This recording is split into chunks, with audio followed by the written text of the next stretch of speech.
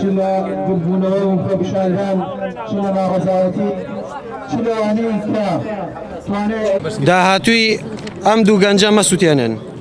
کاتێک لە 22 مانگی هەشتی 2020 خۆپیشاندان زۆربەی ناوچەکانی ئەم سنوورەی گرتەوە لە کەلاریش وەک زۆربەی ناوچەکان خۆپیشاندان ئەنجام درا.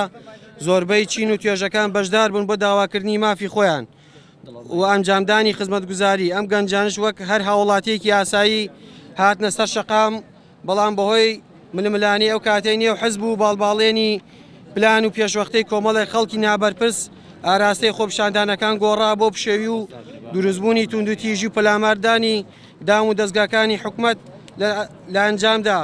ئەم دوو گەنجە بوونە قوربانی ئەو ململانەیە کە ئەمەش دوورە لە ئەخلاقی خۆپیشاندان و خۆپیشاندەر.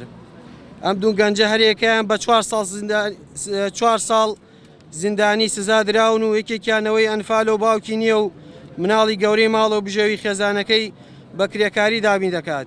ئەمە لە کاتێکدا ئەمان بە پێی یاسای سزادانی عێراقی ئەنجام سزا دراون، لە کاتێکدا کەسوکاریان حکومەتی عێراقی و سوپای پێشووی بەعس کەسوکاری ئەمانی ئەنفال کردووە. لە ئێستادا بە پێی یاسا 10 ڕۆژ بۆ بێداچوونەوە بە بڕیارەکە داناوە.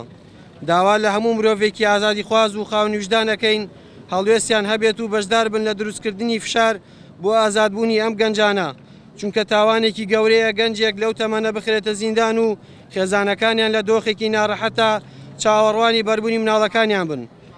داوا لە دادوەرە بەڕێزەکانی دادگای تەمیزەکەین ئەم گەنجە بە مناڵی خۆیان بزانن و هاوکار بن لە چاوپێخشاندنەوە بە دۆسیەکەدا بۆ ئەوەی ڕاستەوخۆ ئازاد بن.